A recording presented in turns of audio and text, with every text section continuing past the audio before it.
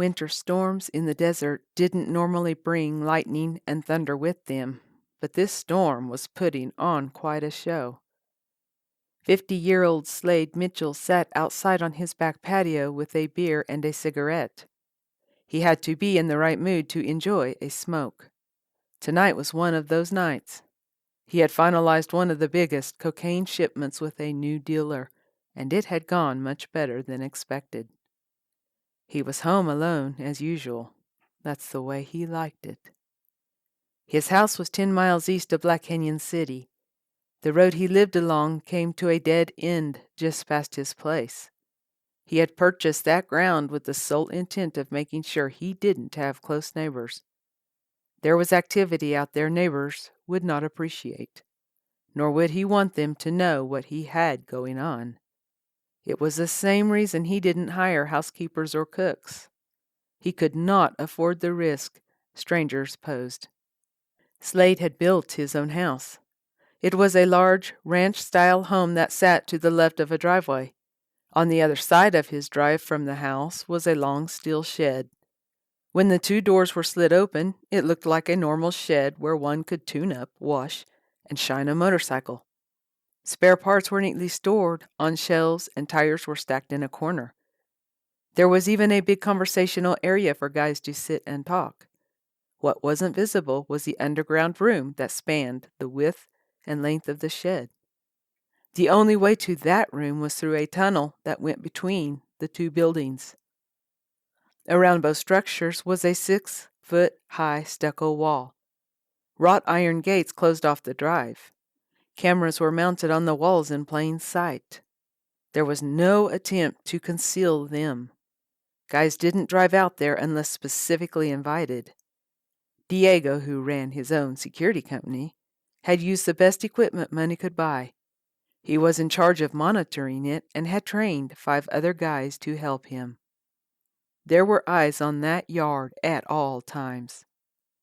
Diego was the only other gang member of Desert Rattlers who was allowed on that yard any time of the day or night without permission from Slade. No one else tried. They knew it was pointless, and the consequences of any attempts would be met with swift repercussions. The lightning wasn't close. He would guess it was over North Phoenix, maybe a little closer. He wasn't sure. He could barely hear thunder. He'd guess it was moving his way and hoped it arrived. He had received an email from Diana that morning. He figured she was waiting for a response. Diego, his second in command, had not been clued in to the problem yet. He'd have one solution: shoot Cole. He despised Cole, and the feeling was mutual. Truth be told, Slade agreed with Diego. Cole was 60 years old. His fame as an author had gone to his head. He came and went as he pleased, which had pretty much angered everyone else who were honor-bound to the gang and felt like Cole was a traitor. Evidently he was, if he was going to bring the feds to Black Canyon City. Slade realized the wind had picked up. He heard the bray of a wild donkey somewhere to the southwest of his property. He closed his eyes to enjoy the moment of turmoil in Mother Nature. It matched his own. He loved nights like this. It's why he loved the monsoon season in the summer. It didn't storm near as much as it used to. It seemed like every year the rain fell less. The humidity would rise along with the temperatures, but the rain didn't fall. The best Ma Nature could do was a grand lightning show. He missed those rains, though. The morning after rain brought the desert back to life. He sighed as he picked up his cigarette pack. He pulled another one out and lit it with the butt of his last one. He took a swig of beer. His mind went back to the redhead waiting for an answer. He had forbidden her to divorce him. It was the only way he could hold the threat over her head that if she screwed up and caused trouble for the gang, he'd come after her. Diana had never given him a reason to mistrust her. If she knew how little he tracked her anymore, though, she might do something to anger him. He sighed, picked up the phone, and typed out a brief message, curt and to the point. There was nothing she could do but bend to Cole's demands. It would be up to Slade and Diego to take care of Cole. As far as Slade was concerned, Cole was a freaking liar. He knew Cole and Hank Butler had been chummy a lot lately. Hank was loyal to the gang, but he had a snake in the grass look in those narrow eyes of his. He wouldn't put it past either of them to have something going on the side. He went through the list of things he had to handle when he was able to drive into Black Canyon City. He and Diego had a couple of $1-million deals to work with some folks from South America. Before too long, Slade needed to decide on a second property he wanted to buy that would be a place to stash guns and ammunition. There were 2 places for consideration. One was a yard east of Wickenburg that had a shed and an old 2-story house on it. The other was outside of Cave Creek. The house was only 8 years old, but there wasn't a real great shed set up there. Diego and him had to make a decision. He figured Diego leaned more towards the one by Wickenburg. Slade knew Diego lived out there somewhere in that general area with his kid, Miguel. He didn't know exactly where. Diego never told him, and Slade never asked. The peal of thunder startled him back into the moment. The storm was getting close. The wind was blowing hard. He knew tonight he'd get his wish. The soft patter of the raindrops made him smile. He pushed everything from his mind as he prepared to enjoy the rain. It wouldn't stay long. He knew that from experience. The sprinkles turned to hard driving rain. While he was protected by the roof overhead, the wind blew rain in through the open sides of the patio. If he sat out there, he'd be drenched in no time.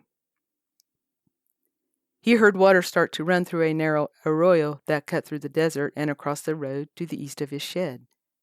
He'd be stuck out there till the water receded and the mud had dried enough for him to maneuver. That'd probably be around 8 or so in the morning, depending on how long it rained. Desert storms didn't hang around. They usually moved fast. While they were there, though, they packed a wallop with torrential rain, dangerous lightning, and flash flooding. Wind was also a factor. There were usually downed power lines somewhere after the more violent storms. The temperature dropped. Slade grabbed his empty beer bottle, his pack of cigarettes, and lighter. He walked into the house and locked the door before drawing the blinds across it. He tossed the cigarettes with lighter onto the counter.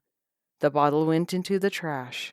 As he headed for the shower, he typed a message to Diego. Diana had a very unpleasant conversation with Cole. Too much to tell in a text message. It's raining out here, so I won't be going anywhere for a while. Get 2 guys on Hank and 2 on Cole, the whole setup. I want them followed, photographed, and residences bugged. Diego sent a thumbs up. He was a man of few words, which was one of the many things Slade liked about him. Diego had thought of putting Hank in as his second-in-command if he took over Desert Rattlers.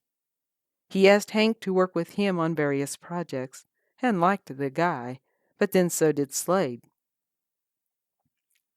He was a good old boy, had a beer gut and a long, flowing red beard. His laugh was hearty, but his eyes were always cold as ice. The rain was still pouring after his shower. He opened the window to his bedroom so he could hear and smell the storm. Between the scent of the plants the rain released to the ozone from the lightning, he relished storms. As Slade tried to sleep, he hoped morning might bring some answers regarding Cole. A few days for sure would. He started to understand Diego's reasoning for having everyone close. Maybe it was time to bring Diana back. 20 years was a long time, and he had no idea how he felt about her anymore. He'd call her a friend, but he had relationships since she had left, though none were as much fun or intense as it had been with her. Time had turned him into someone he barely recognized. He had hardened a lot, but something told him if he took one look into those green eyes of hers, he'd melt like butter. He snorted in the darkness. Not cool at all. Sometimes the thought of handing the gang leadership over to Diego was mighty tempting. He knew two things for certain. If he did, Diana would be forced to move back, and Cole wouldn't survive 2 hours under Diego's leadership.